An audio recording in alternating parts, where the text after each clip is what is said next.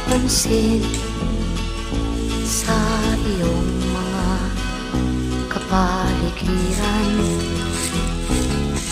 Kay dumi na ng hangin, pati na ang mga ilog natin.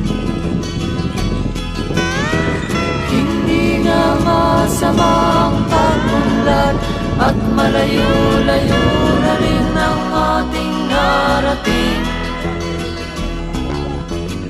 Ngunit masdan mo ang tubig sa dagat, dati kulay asul, ngayon'y naging itim.